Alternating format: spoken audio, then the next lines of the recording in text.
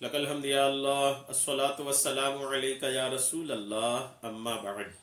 सिलसिला है नाजरीन के सवालों के जवाब देने का। हमारे नाजरीन चैनल की वीडियोस के कमेंट्स में सवालात लिखते हैं, हम उनके जवाबात पेश करते हैं। दीगर नाजरीन से अर्ज़ है आप भी अपने सवालात को अपने सीने में न रखा करें, बल्कि उनको उलमा से पूछा करें, आप कमेंट्स में लिखा करें।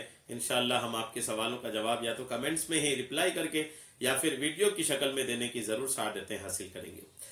हमारे नाजरीन में से उन्होंने सवाल किए हैं कि बातिनी आंख खुलना कैसा है और इसका वजीफा बताएं, और क्या बातिनी आंख खुलने से कोई परेशानी होगी। बातिनी आंख, इसको तीसरी आंख भी लोग कहते हैं, एक है बड़ी तादाद है, कोई बातिनी आंख बोलते हैं, कोई तीसरी आंख बोलते हैं। तो इसका खोलना कैसा है, या यह तीसरी आंख होती क्या है। अभी तक तो सुने कि दो आंखें होती है, ये तीसरी आंख कहां से आ गई और तीसरी आंख खुलती कैसे है और तीसरी आंख किसको कहा जाता है, ये मैं इंशाल्लाह आज के वीडियो में इससे बातें वाजे करने की कोशिश करूंगा। आप तवज्जो से सुनिएगा। तीसरी आंख अगर आप आसान लफ्जों में सुने ना, तो तीसरी आंख का मतलब होता है इस्तिखारा और कामयाब इस्तिखारा, या और आसान सुने तो रूहानी तौर पर, बातिनी तौर पर जो लोग देखते हैं। जो एक शायर है ना, कि शायर ने एक शेर कहा ना कि उल्टे ही चाल चलते हैं दीवान गाने इश्क, आंखों को बंद करते हैं दीदार के लिए। अब आंखों को बंद करके किस आंख से दीदार करते हैं भाई, शायर ने तो कहा है और बहुत मशहूर शेर है ये।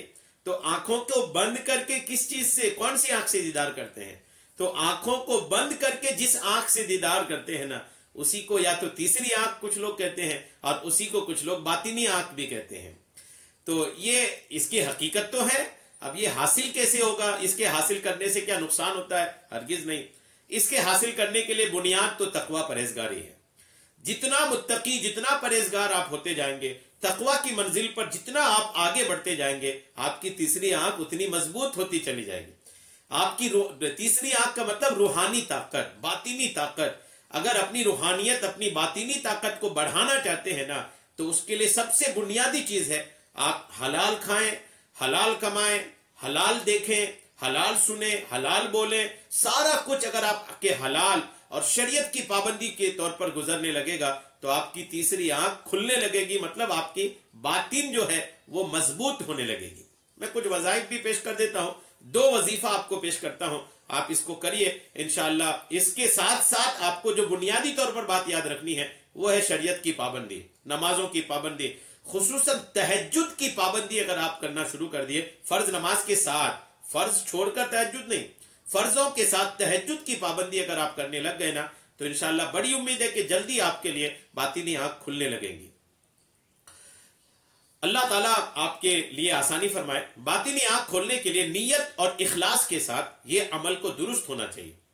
ये अमल करें आप, वरना गुमराही का अंदेशा है। सबसे पहले रोजाना अव्वल आखिर दुरूद पाक 11 पढ़ने के बाद 4100 बार 40 दिन तक अस्तगफिरुल्लाह पढ़ना शुरू करें। यानी बातिन को खोलने के लिए गुनाहों की मुआफी भी जरूरी है, तो इसलिए इस्तिगफार की कसरत कैसे करें। रोजाना 40 दिन तक अव्वल आखिर दुरूद पाक 11 बार पढ़ना है। उसके बाद 4100 बार अस्तगफिरुल्लाह, अस्तगफिरुल्लाह, अस्तगफिरुल्लाह।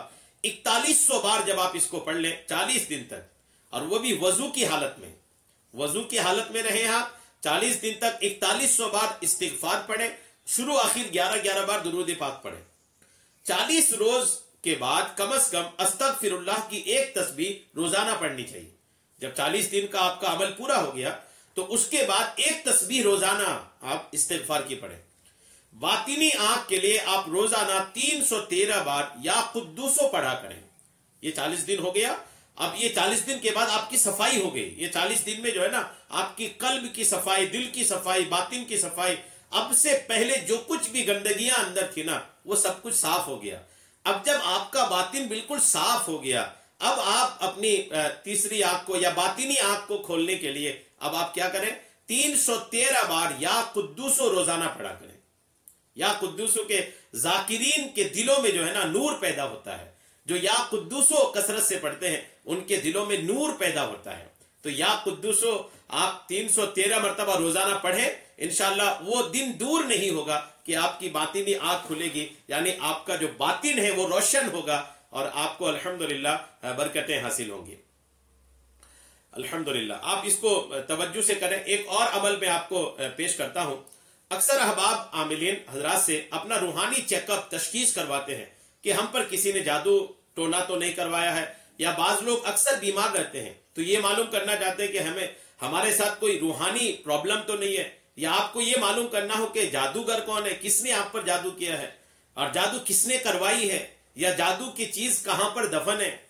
तो आए ये अमल करके हालत बेदारी में अपने इस मसले का हल आप जान सकते हैं अगर आपकी तीसरी आंख खुल गई तो। इस अमल को मैं इजाजत के तौर पर आपको पेश करता हूं। एक तो दे भी रहा हूं अमल और साथ में आपको इजाजत भी दे रहा हूं कि आप इस अमल को करें, इंशाअल्लाह आपको इसकी बरकतें हासिल होगी। यह अमल रोजाना बाद नमाज मगरिब और इशा किया जाए। यानी अगर बातिन आपका रोशन हो जाता है ना, तो जादू करने या बदनजरी करने जो भी परेशानियां वगैरह होती है आप उसकी तह तक जा सकते हैं कि कहीं ये जादू के असर तो नहीं है, या जादूगर कौन है, या जादू की चीजें कहां दफन है। बातिनी आंख खुलने से ये भी हो जाता है। अमल क्या है देखिए, रोजाना बाद नमाज मगरिब और इशा ये अमल किया जाए। जिस जगह पर आपने नमाज अदा की, अमल देखिए, जिस जगह पर आपने नमाज अदा की, नमाज के बाद 2 रकत नफल नमाज सलातुल हाजात की पढ़ें और नफल के बाद अमल शुरू करने से पहले ये दुआ करें। क्या दुआ करें कि ए अल्लाह, मैं अपने दीनों दुनिया के जायज कामों में इमदाद और ताउन के लिए ये अमल करना चाहता हूं। बतुफैल नबी अकरम मेरी मदद और नुसरत फरमाकर मेरी बातिनी आंखें खोल दे। इस दुआ को करने के बाद अल्लाह का नाम या मुमीतो 501 बार पढ़े। 501 मरतबा या मुमीतो पढ़े। अदद का ध्यान रखें, 501 मतलब 501, 502 नहीं, 500 भी नहीं। ये अदद इसलिए जरूरी है कि ये या मुमीतो जो आप पढ़ेंगे ना, ये अल्लाह का नाम जो मुमीत है इसका अदद है 501। तो इस अदद को आप पूरा करें। या मुमीतो आपने ये तसव्वुर करते हुए कि जिस दम के साथ पढ़ता है, मतलब ये कि आप एक सांस में जितनी बार या मुमीतो पढ़ सकते हैं पढ़ लें। जब सांस टूट जाए तो ताजा दम होकर फिर से शुरू करके पढ़े। यानी छोटी छोटी सांस लेकर के ना पढ़े। जब आप या मुमीतो पढ़े, एक लंबी सांस में जितना आप पढ़ सकते हैं आप उतनी देर तक या मुमीतो पढ़े। फिर सांस टूट गई तो अल्हम्दुलिल्लाह, फिर उसके बाद फिर गिनती आगे बढ़ाए वहीं से। लेकिन आप लंबी सांस लेकर के पढ़े, छोटी छोटी सांस लेकर ना पढ़े। अल्हम्दुलिल्लाह आप इससे पढ़े तो अल्हम्दुलिल्लाह कि जादूगर कौन है, आप पर जादू किसने किया है, या किसी का आप देखना चाहते हैं वो आप पर जाहिर होगा। जादू कहां दफन है, जादू किसने कराया है, अल्हम्दुलिल्लाह ये सारी बातें आप पर जाहिर हो जाएगी। अब सवाल ये कि अमल कितने दिन करना है। तो जब तक आपकी बातिनी आंखें खुल ना जाए इस अमल को आपको जारी रखना है, उस वक्त तक ये अमल जारी रखें। नीज या मुमीतों का अमल करने वाले से जादूगर और जिन्नात निहायत खौफजदा होते हैं, इनके करीब भी नहीं आते और जादू कराने वाले का अमल भी पलट जाता है। तो या मुमीतों का अमल आप करें, इंशाअल्लाह आपकी बातिनी आंख खुलेगी और आपको इसकी बरकतें हासिल होगी। इस्तेमाल इसका दुरुस्त करें। यह नहीं कि आपकी बातिनी आंखें खुली तो आप इसका गलत इस्तेमाल करेंगे तो ये कुव्वत भी चली जाएगी। अल्लाह करम फरमाए। लेकिन फिर एक बात याद रखिएगा कि ये सारे वज़ाइफ काम तब आएंगे जब आप मुत्तकी होंगे, परहेजगार होंगे, नमाजों के पाबंद होंगे, सुन्नत और शरीयत के पाबंद होंगे, तब जाकर के ये सारे मामलात हासिल होंगे। जब तक आप शरीयत के पाबंद नहीं है, कोई भी वजीफे से कोई चीज आपको हासिल हरगिज नहीं होगी। अल्लाह तबारक तआला हम सबको अमल की तौफीक अता फरमाए। आमीन। बेजाहिर नबी अमीन सल्लल्लाहु तआला अलैहि वसल्लम।